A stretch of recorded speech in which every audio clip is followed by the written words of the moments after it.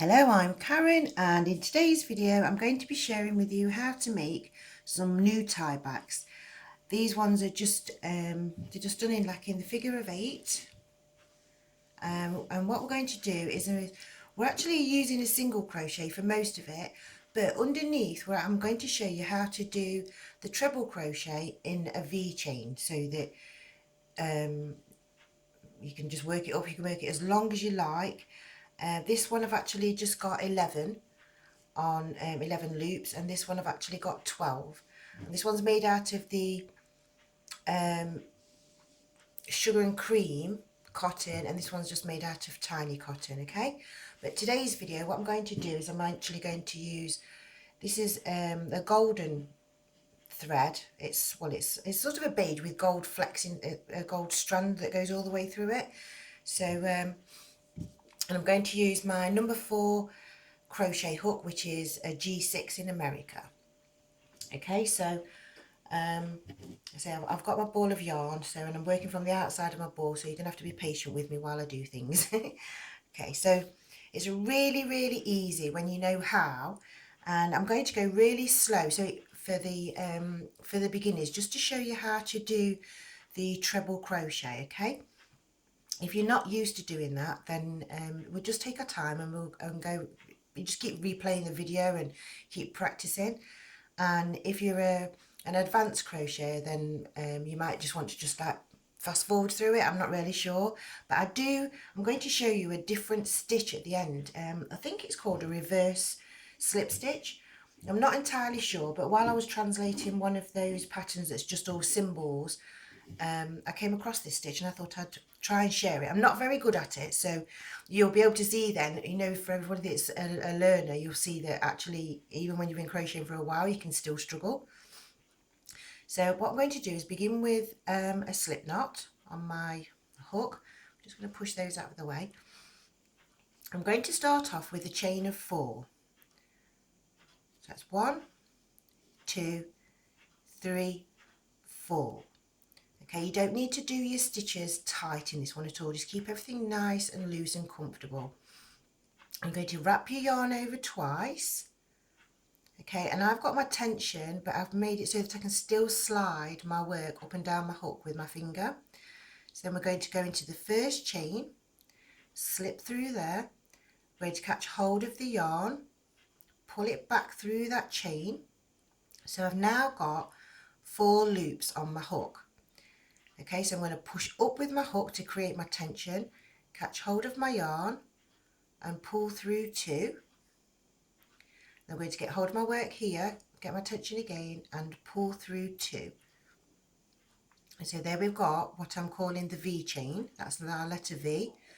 And then it's actually a cluster stitch. So what we're going to do is yarn over again and pull through 2. And that makes our first loop. It's not very visible when you first do it, but it is there. Okay, so now we'll continue to the next one. So we're going to chain 3 this time. 1, 2, 3. And at the beginning we have the 4th stitch to work in there. This time we're actually going to work into the top where we made the cluster stitch. So you're going to yarn over twice and into that space there. So you've got 2 strands of yarn on one side and there's 1 strand of yarn on the other side. You need to go all the way through, catch hold of your yarn, pull back through, pinch hold of your work, yarn over, pull through 2, adjust yourself, get your tension correct, yarn over, pull through 2, so you've created another little V, yarn over and pull through 2, which finishes off the cluster stitch. Okay, and now you'll have what looks like a little number 8. And we'll do it again. 1, 2, 3, yarn over twice, into the top of the cluster, yarn over, pull through, pinch hold of your work, yarn over, pull through 2, yarn over, pull through 2, we've got the little V, yarn over and pull through the last 2. So now we've got 3 little loops.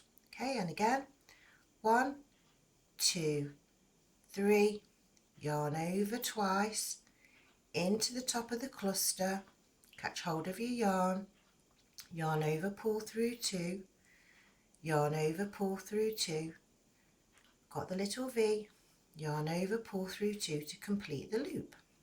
Okay, and again, 1, 2, 3, yarn over twice, into the top of the loop, catch hold of your yarn, pull through, yarn over, pull through 2, yarn over, pull through 2, and then yarn over to pull through 2 to complete the cluster. I'm just going to get myself some more yarn off my ball. There we go. So now I've got 1, 2, 3, 4, 5 loops. I'm just going to go up to 8 loops because you can obviously make yours as long as you want depending on how big your curtains are going to be. So but I just thought 8 is a nice figure, just it makes it an even number. 1, 2, 3, yarn over twice, into the top of the loop, yarn over, pull through 2, yarn over, pull through 2, yarn over, pull through 2. Okay, so we've got 1, 2, 3, 4, 5, 6. Got 2 more loops to go. Oops. So that's 1, 2, 3, yarn over twice, into the top of the cluster stitch, catch my yarn, pull through, and again and again. Okay, so you can just practice doing this V chain over and over again and make it as long as you want and then undo it. It's entirely up to you. I just thought that it was a really nice thing to, you know, for something easy to do, and it doesn't matter if you've made it so that it's a bit loose or it's not the best, because you can practice over and over again. And now I've got my 8, so that's 1, 2, 3, 4, 5, 6, 7, 8. And now all we're going to do is cover up this V chain with single crochets to be able to make it look more like these little figure 8s. So what we're going to do is we're going to work 6 single crochet into the actual loop that we've made. Okay, so if you're in the UK, sorry, it's a double crochet, and the main stitch was a double treble crochet. So that's 1, 2, 3, 4, 5 and 6. Now they should be nice and tightly fitted into these. Now when you go to move on to your next loop, you'll see that where you've been working in this top of your cluster stitch, you've made a second hole. So you want to work into the bigger hole because we're going to actually try and hide that. So when we do our first single crochet there, make sure it's all nice and tight together, and we've just do the 1 there and then carry on. 2, 3,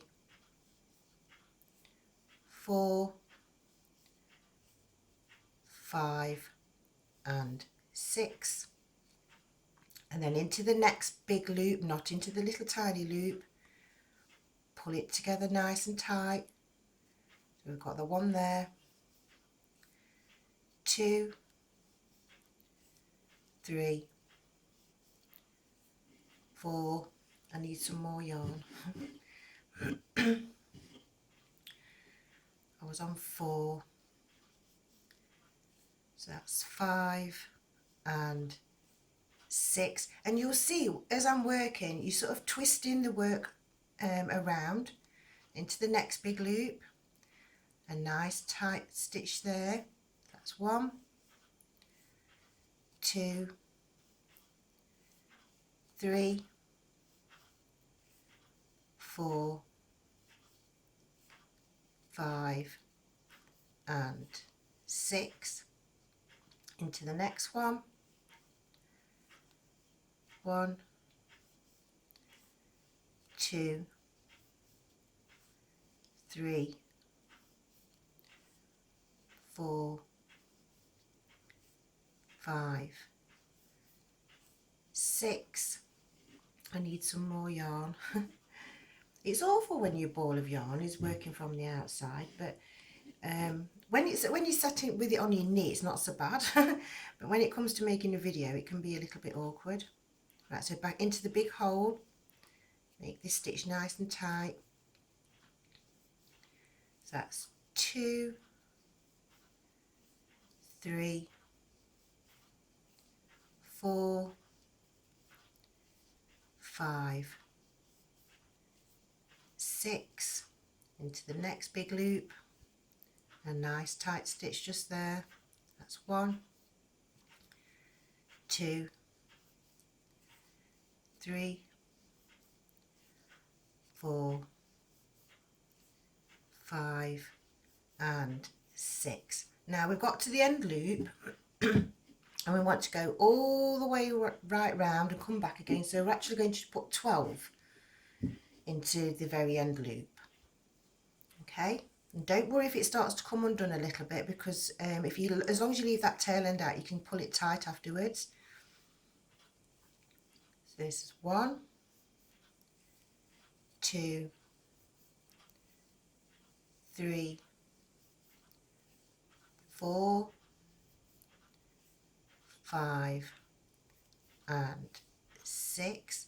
I'm just going to move that tail end to the other side out of my way, making sure I don't catch it as I work. 7, 8, 9, 10, 11 and 12. And just pull that one tighter.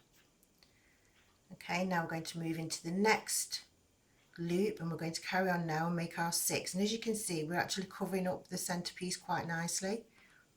So do a nice tight stitch there. So that's 1, 2, 3, 4, 5 and 6. Into the next one. 1, 2, 3, 3, 4, 5 and 6. Into the next one. 1, 2, 3, 4, 5 and 6. Into the next one. 1, 2, 3, 4, 5 and 6. I just need to pull myself some more yarn.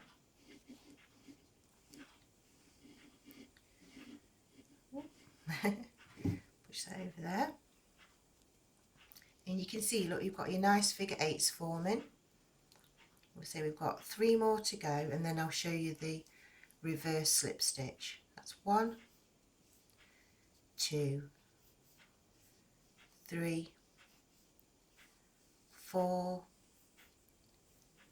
5 and 6. Into the next one. 1, 2,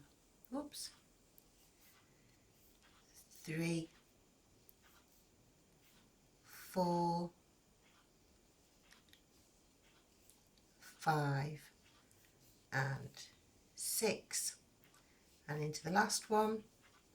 1, 2, 3, 4,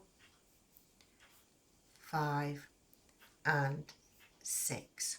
Now what I'm going to do is I'm just going to cut myself off my arm. I'm going to leave myself a good length. It's probably about 20 inches, just so that I've got enough room to keep my tension to do this stitch. It is a fiddly stitch, I must admit, because I haven't practiced it very much, but I like it because it's one of those stitches that, you know, when you slip stitch at the end and sometimes you feel like it can come undone. Normally you'd go into your work this way round, and you slip stitch to finish. Now I have found it easier just to push my hook through that stitch first to make it be easier to complete the task. So what you do is you pull up your work so you can put it onto your finger, okay, and then you're going to get your hook, and what you need to do is you need to come through the back of the stitch. So you're still going to come underneath the 2 strands, but you're actually coming underneath there backwards. Okay, and like I said, it is a bit fiddly. You can even, if you let go of that sometimes, it makes it easier. And put your hook in this way round. Okay, so I'm going to put that back onto my finger. Oops, I've twisted it. Put that onto my finger there. And then I'm going to catch hold. I'm not, because I can't do it. I'm going to catch hold of my yarn here and pull that through. I've actually wrapped it around my hook. I should put it back round there, look, so you can see that's the wrong way. So I want to catch hold of it and pull it through the end, if I can do it. I say it is a fiddly stitch, and I'm wary of splitting my yarn because I've got the gold thread in it. So if I pull that through, so I've got my loop on my finger and my loop at the back. So put the back loop onto your finger. Okay, put the front loop over that back loop and then pull the tail end through your work. So you've got that loop there, and then very slowly pull it so it's nice and tight, and that is a reverse slip stitch, which is virtually impossible to undo. So I just thought I'd share that. Saying, as you can see, I actually struggled with that. So if you're struggling at the beginning trying to do your treble crochets, really don't need to worry. Now what I will show you as well is when you actually use it as a tie back, you're going to obviously wrap that around. So this bit will be on a hook. This bit's you're going to wrap around your curtain. That bit's going to be on a hook. And when it actually is pulled tight, it closes up all of the holes and just gives you the curved effect. So it's a super cool way of hiding a stitch. And I say, when I was translating the manuscript, there's lots and lots of figure 8s in there, which I actually do believe is the double crochet or the double treble crochet if you're in England. And I was just thinking that, how could you hide a stitch? If everything's being kept a secret, where can you hide a stitch? And there you go. That is a hidden V chain. Okay, so thank you for watching, thank you for liking, thank you for sharing, thank you for subscribing, thank you for all your lovely comments. I really do appreciate them. I do love to read them. And well, there you go. It's just, say, you make this as long as you want, and you can use them for all sorts of different things, not just for tie backs. You can loop up other different things as well. You can hang them up and put, if you obviously make a longer one, you can put a toilet roll on it, you can put your kitchen towel on it, all sorts of different things. So maybe you'd like to comment in the box what you've actually used yours for and what colour you've decided to use and things like that. So thanks again. Bye for now.